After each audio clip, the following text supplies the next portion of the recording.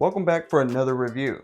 Now I know what you're probably thinking, the same thing that I thought when I saw this printer. Is it a bamboo? And no, it's not. So this is the Q2 from Qidi, I don't know, QIDI.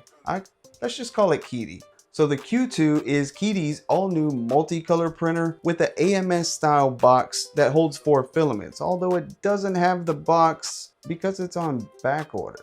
So yeah, we weren't able to test the multicolor capabilities of this printer, but I was still able to run it through various different filaments and different types of prints to put it through the motions. And in this video, I'm going to talk about some of its qualities and is this printer possibly your next multicolor printer. Now, although this thing looks very similar to a well-known bamboo printer, it's actually got a bigger build volume at 270 by 270 by 56, whereas the X1C is 256 by 256 by 256. And the hot end on this thing goes up to 370 and the bed goes up to 120, with the bed being a machined aluminum surface. And I haven't noticed any major flaws in the bed, as in some of the Qidi Q2 and K1 series printers with those aluminum beds. The bed mesh on this thing has been pretty spot on. And as far as weight, this thing weighs around 24 kilograms, so it's not a monster by any means. And on the bed, it comes standard with the dual-sided textured PEI plate. And as far as speeds, it's right up there with all of your mainstream printers at 600 by 20,000 on the acceleration.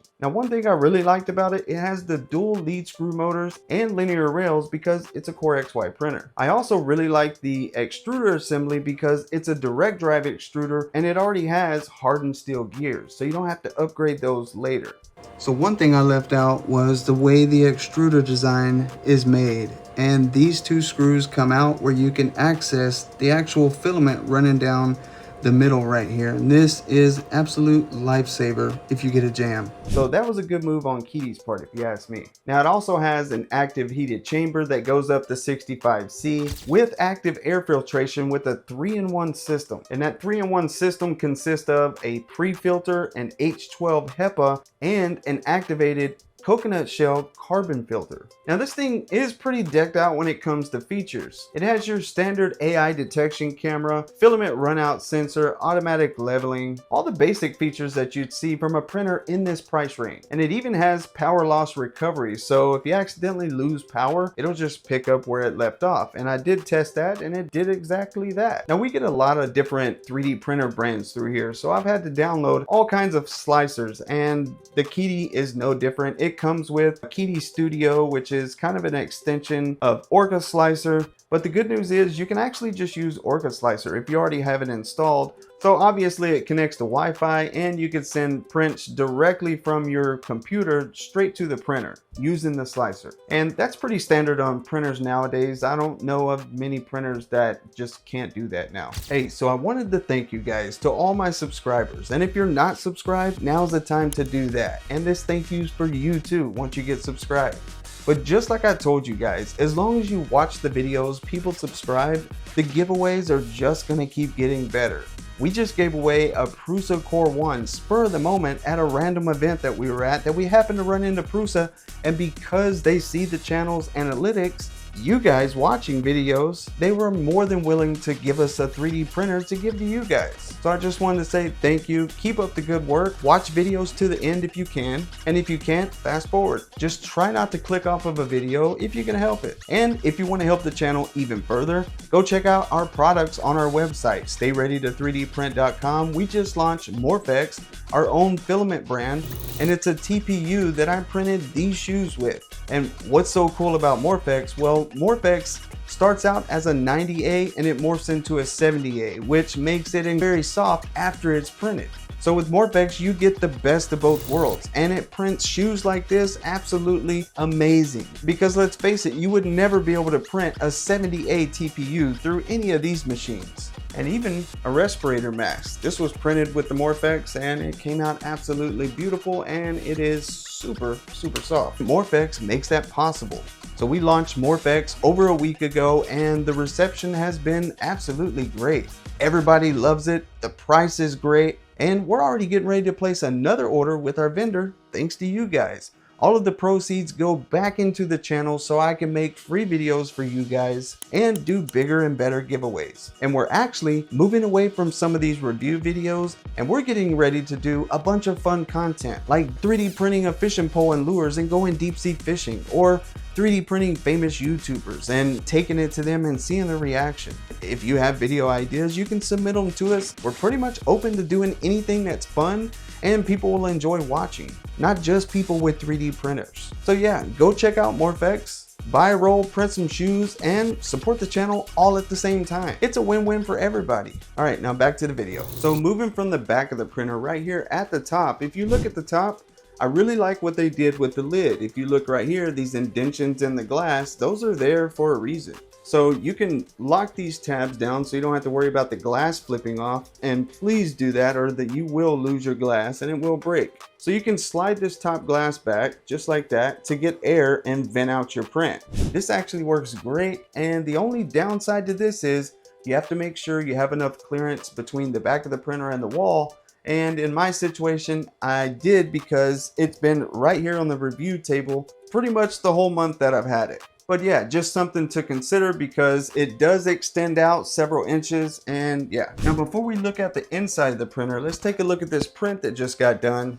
And this thing, I'm going to show you the quality on it. Now, although I put the seams in the wrong place, that's on me. Actually, I didn't even look at the seams, just to be honest, and they ended up in the wrong place. But that's what you get when you don't look. So take a look at this and tell me what you think. I mean, the quality on this is printed with UJoy Bio Crystal PLA, and I think it came out great. I mean, as you can see, the layer lines, I mean, they're pretty dang clean. There's no blemishes, anything like that. And that's pretty much how all the prints have came out on this machine. But obviously I wanted to throw more at it than just PLA. So Qidi had sent us out their Ultra PA CF25, which is a nylon with carbon fiber. And I printed this. And this is a Glock 17 lower, which requires a high heat resistant filament that's really strong.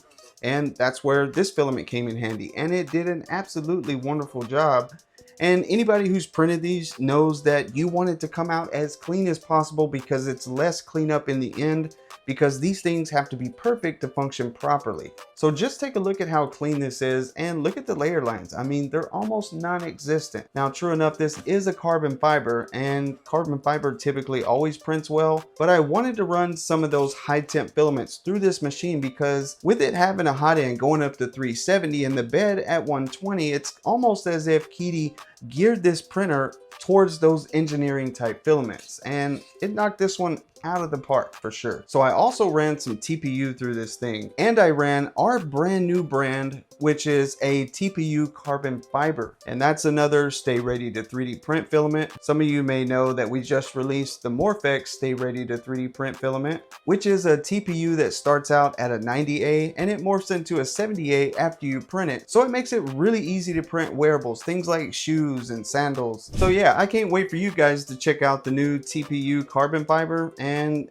the Qidi handled it with no problem. So moving on to the inside of the printer, it actually has adequate lighting. Not very many printers nowadays that come out have adequate LED lighting straight from the factory, which is why we make light kits for several different printers. Yeah, so I was pretty surprised to see that Qidi hit the mark on that one. Now looking at the tool head, if you take a look at the nozzle, that's kind of one of the downsides that I didn't really care for. It looks like it has a proprietary nozzle, which means you're pretty much going to have to buy the nozzle from Qidi. And at the moment, I'm not aware of any aftermarket or third-party solutions to be able to swap that out. But that's not to say that companies like Flowtech can't come in and make one and put it on the market tomorrow. Who knows? They're always innovating and putting out new products.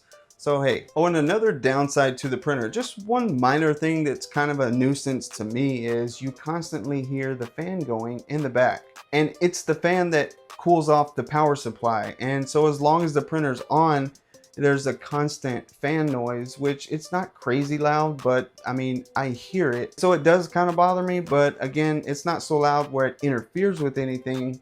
It's just that I have several other printers that run all day long, and if I'm not using them, you really can't hear them. So I kind of wish this one was the same way. I'm not sure if you can hear the fan, but here it is. Now, another thing that just gives me a little bit of pause and concern is the side spool mount. The way it mounts, it's a little bit on the flimsy side, but I haven't had any problems with it. It's been great. But I just wonder over the long term, is that going to be an issue or not? I guess only time will tell with that. But as far as the printer overall, as far as quality, speed, functionality, failure, stuff like that, the things that really matter, I mean, on a scale of 1 to 10, I would give it a 9 because I've had one failure on this since I've had it, and it was on a PLA print that I forgot and left the settings set for PETG, and yeah, it didn't work out too well. It still printed, but all the supports were basically fused to the print, and I wouldn't even say it was a failure. It still printed. Oh, and one thing that I absolutely love about this printer, the hot end heats up incredibly fast, and so does the bed. This thing goes from 0 to 220, I mean, super fast. I gotta say, it heats up faster than any printer that I have in the studio. Now, looking at the user interface on the touchpad on the front of the machine, it's nothing to write home about. I mean, it's nothing super fancy. It's pretty basic, and it's not like an OLED display or anything. But again, it gets the job done, and honestly, I wouldn't want them to waste money putting a fancy display and just some out of this world user interface on there. It's pretty simple, straight to the point, and it does its job, so I can't really dock them on that. So looking at the overall aesthetics of the machine, it looks very similar to a Bamboo, yes, and I don't know if they're copying Bamboo or not, or if that was just by happenstance or on purpose. Either way, it's a good thing either way, because if they are copying Bamboo, then great. That'd be a very good company to copy because their printers are great. And if they're not, then the printer still looks good, so it's a win-win. Now, one thing I can tell you they didn't copy from Bamboo is the material that they house the printer in. And this is all plastic.